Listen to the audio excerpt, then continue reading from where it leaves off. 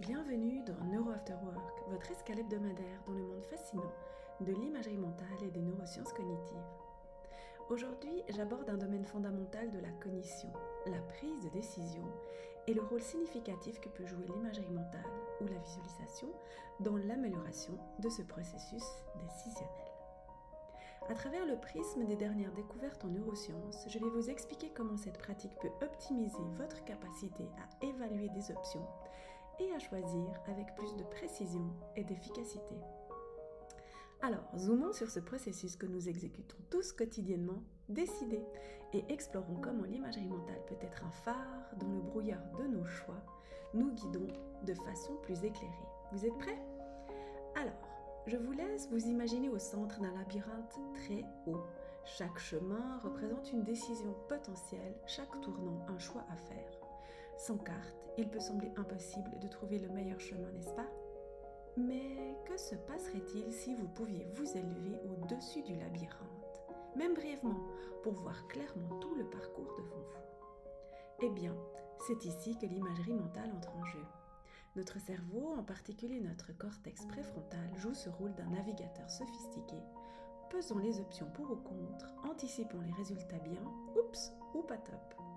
Lorsque nous pratiquons l'imagerie mentale, nous activons cette partie de notre cerveau, nous permettant de visualiser les conséquences de nos choix avant même de les faire. Par exemple, avant de prendre une décision importante, prenez un moment pour fermer les yeux et visualisez les différents résultats possibles. Imaginez les étapes à suivre, les obstacles potentiels et surtout la sensation de réussite. Cette pratique peut réduire l'incertitude et augmenter votre confiance dans la prise de décision. Des recherches en neurosciences soutiennent d'ailleurs cette approche en démontrant que la visualisation renforce la connectivité entre le cortex préfrontal dorsolatéral et le cortex singulaire antérieur, améliorant ainsi la plasticité neuronale et l'efficacité dans la prise de décision.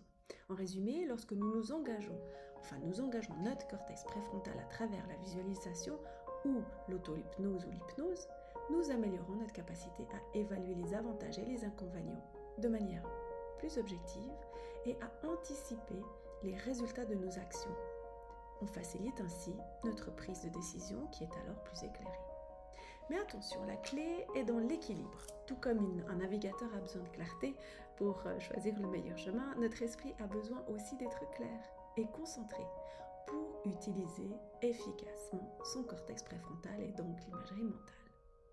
Cela signifie quoi ? Cela signifie prendre soin de votre santé mentale, de pratiquer régulièrement de la méditation ou d'autres techniques de relaxation pour maintenir votre esprit agile et calme.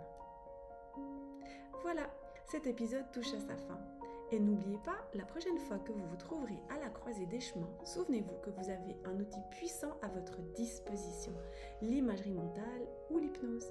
Utilisez-les ou allez vers un thérapeute qui vous aidera en 1 ou 2 séances, vous verrez seulement. D'ici là, n'oubliez pas, notre cerveau est unique et il est de notre devoir d'en prendre soin.